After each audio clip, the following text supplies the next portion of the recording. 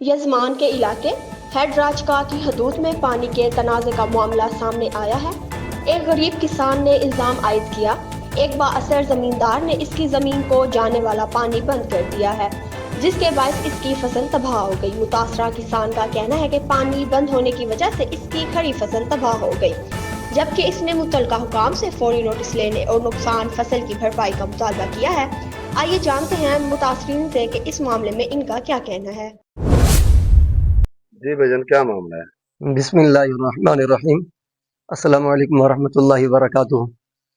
میرا یہاں پہ ایک معاملہ ہے آبپاشی کا، رقبے کا۔ تو یہ میرے بڑا بھائی ہے، یہ میرا بھتیجا ہے۔ تو میں یہ تحصیل یزمان، ضلع بھاولپور، تھانہ راجگاں کی حدود چک نمبر 32 DNB میں کھڑا ہوں۔ تو یہاں پہ ہم نے جو ہے نا یہ 5 ایکڑ زمین بیچی ہے، 16 نمبر سے لے کر 20 نمبر تک۔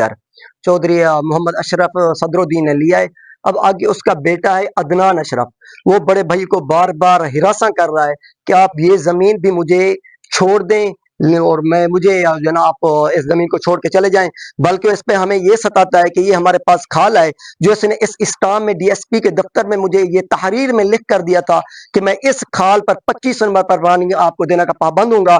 اس سے 25 بھی آبپاشی ہوگا، 24 بھی ہوگا، 30 بھی ہوگا، 23 بھی ہوگا۔ اب وہ اس کھال کو مدھم کرنا چاہتا ہے اور بھائی کو ہراساں کرنا چاہتا ہے کہ یہاں تک کہ ہم نے بھائی کی میڈیسن کے لیے آنا ہوتا ہے، کہتا ہے یہ یہاں پہ کیا کرنے آتے ہیں تیرے بھائی؟ میرا یہ بھائی ہے، یہ دل کا مریض ہے اور یہ میرا بھتیجا ہے۔